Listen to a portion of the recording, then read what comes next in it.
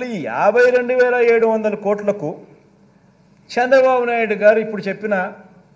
ఈ 6 హామీలు ఇవి కూడా యాడ్ చేస్తే ఈ స్లైడ్ 14 చూపించు 14 ఈ 6 కూడా యాడ్ చేస్తే ఏమన్నాడు మహాశక్తి అంట 18 ఏళ్ళు నిండిన ప్రతి మహిళకు నెలకు 1500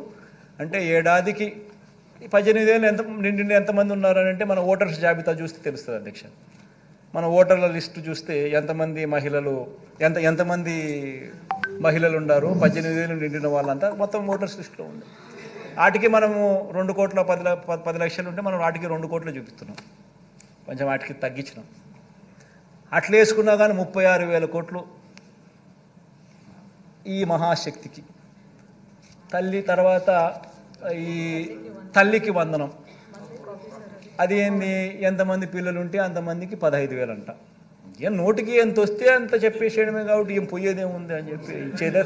ఇచ్చేదే సచ్చేదే మళ్ళీ అనే లెవెల్లోకి మనుషులు చెప్పేయడం మొదలు పెడతా ఉన్నారు తల్లికి వందనం అని చెప్పి ఎంతమంది పిల్లలు ఉంటే అంతమందికి రాష్ట్రంలో 83 లక్షల మంది పిల్లలకు మనం మంచి జరిగిస్తూ 44 లక్షల మంది తల్లులకు మనం ఇస్తూ ఉంటే ఆయన 83 లక్షల మంది పిల్లలకు లెక్కేసుకొని దానికి 12,450 కోట్లు తర్వాత యువగలం ఈయనే ఇంతకుముందు 2014లో ఇంటింటికి ఉద్యోగం ఇకపోతే 2,000 రూపాయలు నిరుద్యోగ వృత్తి అని చెప్పినోడు అది చేయకపోగా ఆ 2014లో ఎన్నికల మేనిఫెస్టోలో ఇచ్చిన మాట ఇది ఇచ్చిన మాటే ఆ అక్క చెల్లెమ్మలకు ఆ డబ్బు కూడా తను చెప్పిన మాటే ఆ మహాశక్తి లాంటిది అది లేదు ఈ యువగలము లేదు 2014లో చెప్పింది లేదు చేసింది లేదు దీనికేమో మళ్ళీ 20 లక్షల మంది పిల్లలకు నెలకు 3,000 రూపాయలు చొప్పున వేసుకుంటే 7,200 కోట్లు తర్వాత దీపం పథకం 2014 ఎన్నికల మేనిఫెస్టోలో కూడా ఇలాంటి పథకమే పెట్టినాడు గ్యాస్ సిలిండర్ల పథకం అది చేసింది లేదు అది చేయకపోగా ఇప్పుడు కొత్తగా ప్రతి కుటుంబానికి 3 గ్యాస్ సిలిండర్లు ఉచితమని చెప్పి మళ్ళీ పెట్టాడు దానికి 4,600 కోట్లు తర్వాత అన్నదాత అని మన రైతన్నలకు మనం 13,500 రైతన్నలకు ఇస్తా ఉన్నాం మనం చెప్పింది రైతన్నలకు 12,000 ఇస్తామని కానీ మనం రైతన్నలకు చెప్పిన దానికన్నా మిన్నగా 13,500 మనం ఇస్తా ఉన్నాం ఆయన రైతులకు రుణమాఫీ చేస్తాను అని చెప్పి మొత్తం 5 ఏళ్ళకు కలిపి 87,612 కోట్ల రూపాయలు ఎగరగొట్టి ఆ 5 సంవత్సరాలు కలిపి ఆయన 15,000 కోట్లు ఇస్తే మనం ఇప్పటికే ఈ ఒక్క పథకానికే దాదాపుగా 30,000 కోట్ల పైచిలుకు 33,000 కోట్లు మనము ఈ రైతు భరోసా కింద మనం ఇప్పటికే ఇచ్చేసాం రైతులకు అలాంటి పథకానికి కూడా మళ్ళా అప్పుడు 13,500 ఇవ్వడానికే రైతులకు మనసు రాలే ఇప్పుడు దానికి పోయేదేముందిలే అని చెప్పి 20,000 అంటున్నాడు దానికి ఇంకొక 10,000 కోట్లు 11,000 కోట్లు అంతా కలిపితే 73,000 కోట్లు ఈ 73,000 కోట్లకు నేను ఇంతకుముందు చెప్పినా కదా టచ్ చేయలేని సబ్జెక్టులు ఉన్నాయని చెప్పి పెన్షన్లు కానీ ఉచిత విద్యుత్ కానీ పేదలకు అందే బియ్యం కానీ పీడిఎస్ బియ్యం కానీ ఆరోగ్యశ్రీ కానీ పూర్తి ఫీజు రీఎంబర్స్మెంట్ కానీ వసతి దీవెన కానీ సంపూర్ణ పోషణం కానీ గోరుముద్ద కానీ ఈ 8 పథకాలు నేను ఏదైతే చెప్పినా టచ్ చేయాలనుకున్నా కూడా ఎవడు చేయలేని సబ్జెక్ట్ అని చెప్పినా కదా ఆ 52,700 ఈ 73,440 కోట్లకి 52,750 కోట్లు కలిపితే 1,26,140 కోట్లు సంవత్సరానికి అంటే నేను 70,000 కోట్లు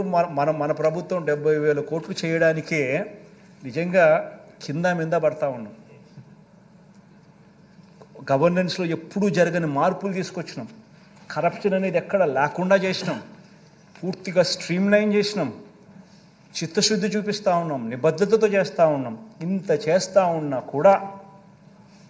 మనం 70,000 కోట్లకు చాలా లాగుతూ ఉంటే కూడా జరుగుతూ ఉంటే ఈయన 1,26,000 కోట్ల రూపాయల సంవత్సరానికి నేను చేసేస్తాను అని చెప్తా ఉన్నాడు ఇంకా ఇంకా ఇంకా ఇంకా ఇంకా 6 పథకాలకి ఇంకా ఉన్నాయని చెప్తున్నాడు మళ్ళా ఇంకా 6 పథకాలకి ఇంకా ఉన్నాయని చెప్తున్నాడు అంటే నేను అడుగుతా ఉన్నాను అధ్యక్ష అంటే మనం 70,000కే కష్టపడతా ఉంటే 1,26,000 ఇప్పటికే మళ్ళా ఇంకా ఏదో చెప్తానంటున్నాడు అంటే నేను ఆలోచన చేయమని చెప్తాను ప్రతి ఇంట్లో ఈ చర్చ జరగాలి ఇంత మోసం చేసేదానికోసం